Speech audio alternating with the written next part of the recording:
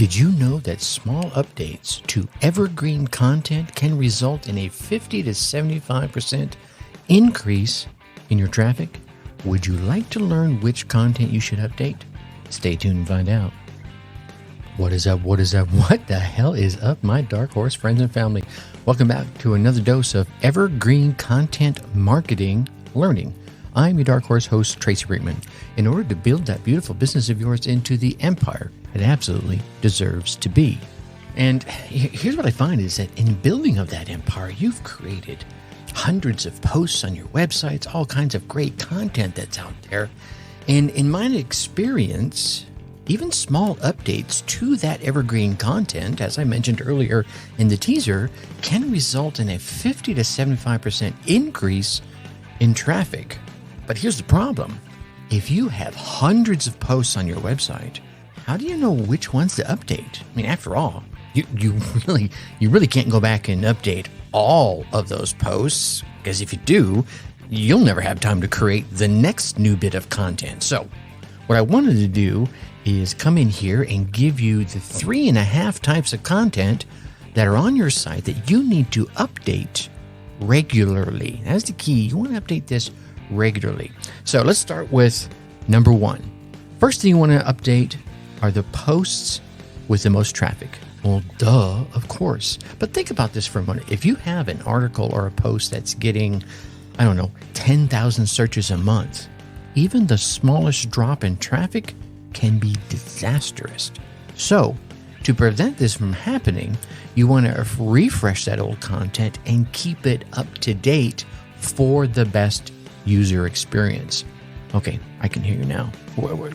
How do I figure out which is the post with the most searches?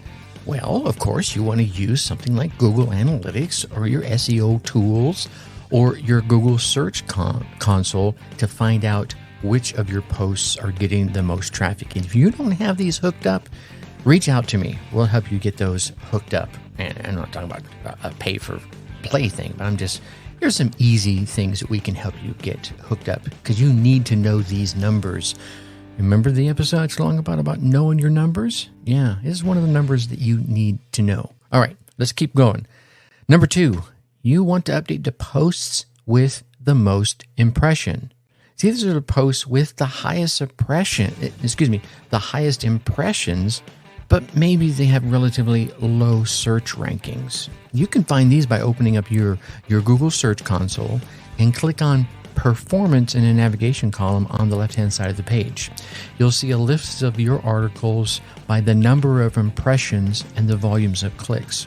Or you can use other SEO tools like Ahrefs to get this information. Ideally, you want to find those posts with high impressions that rank, say, on the second page of Google. If you update this article once or twice a year, maybe you can get yourself lifted up and it can move to the front. But it's still getting those impressions, so you want to keep it fresh, okay? Number 3, the posts with the most backlinks. Ooh, a lot of people miss this one. These are the articles that have the most authority as far as Google's concerned, which means you can get them to rank better. You can get them to rank faster than the lower authority content, right? Now, you might even be able to get these to rank for keywords and attract even more backlinks and improve your site's overall authority when you update these. You can use, again, another SEO tool to track those posts that have the most backlinks. Now, I did this over the course of the first year of this particular podcast, and I was able to drive the authority of my brand new website. Because here's the cool thing. When I started this podcast, about a month before I actually launched the podcast, maybe it was 45 days or so, but you get my point. I bought the domain, Dark Horse Schooling. And of course, when you first start up, your domain is nothing, 0, right? By the time I was 6 months into this, I had pushed the domain ranking up into the 20s by using this very tactic of using the posts with the most backlinks. Backlinks was a big leverage point for me. So pay attention to this one. Don't let this one slide under the carpet there for you. All right, now this is going to be a fast episode, isn't it? Tip number 3.5. your high conversion content. Maybe you have a page that gets, I don't know, as little as 200 hits a month, but it converts at 5%, say on a, I don't know, $500 product. That's $5,000, right? It's nothing to sneeze at.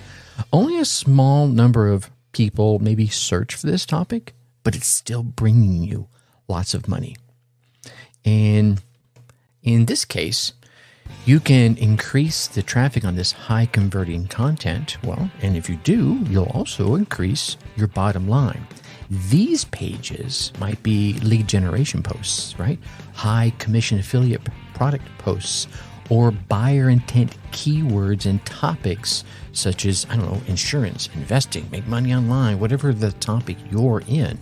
If one of these pages becomes out of date, both the traffic and the conversions will be affected, most likely negatively affected.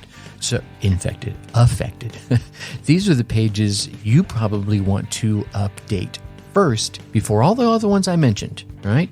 So make sure you pay attention to that. You want to update this one first. If this is the one that's bringing in the dough, so to speak, you want to go out there and make sure this stays relevant. Heck, I would put a tickler on whatever digital calendar that you use. You use a digital calendar, right? Yes. Okay, so put a tickler on whatever digital calendar that you use to periodically make sure this page is refreshed and updated. Things change, especially in the online marketing world. And I don't care what line of business you're in, things change. If you're making milk, the way they make milk over the years has changed. The way they package it, the way they source it, the way they market it, it changes. So you want to make sure that page that's bringing you in the dough gets updated with your new milk changes. And if it isn't, you're going to start seeing the drop, and you're going to be like, I don't know, this used to make me all kinds of money. Go in there and refresh it. Keep yourself up to date. Okay, up to date. Keep yourself updated. You know, my tongue keeps tripping over my eye teeth, and I just can't see what I'm saying here. Keep yourself up to date and keep that page up to date. And if you don't have any money generating pages such as these, well, perhaps it's time to add one or two of those to your site. Even if you don't have a product of your own, find an affiliate product out there that matches, that aligns with you. Maybe it's something you use and you can, attest. You could be a testimonial on your own sales page, your own affiliate page for it to say, look, I've used this product. This product is amazing. Heck, you can even use the idea that I gave you back in episode 370. It was a case study of a gentleman making $7,000 per month by offering free consultations. And if you don't remember that one, go back and listen to it. Again, that was episode 370, $7,000 per month with free consultations. Okay, quick synopsis. What are you going to update? Yeah, you're going to go back and look at your website for the posts with the most traffic, the posts with the most impressions, the posts with the most backlinks, and then finally, and most importantly, the posts with the highest converting content. This is the stuff that's bringing in the cash, going straight to your bottom line. And you'll want to update those first. Those first meaning the ones with the highest amount of content. Then I would go after the ones with the most backlinks, because that's going to keep your authority on Google going up. Then I would go after the ones with the most impressions, right? Go look out there in your Google console under performance, and then the ones getting the most traffic. You do that, and you're going to keep your evergreen traffic flowing as high as, as physically possible. I wanted to say as high as a freeway, but I don't know, maybe you're getting a dirt road trickle right now. You could turn that dirt road into a 2-lane freeway, and then a 2-lane freeway into a 6-lane highway. That's what you want, right? Of course it is. All right, until next time, I'm going to leave you as I always do. Think successfully and take action. Thank you for listening to the Dark Horse Entrepreneur Podcast. Thanks for tuning in. Check us out at www.darkhorseschooling.com. All right. My name is Tracy Brinkmann.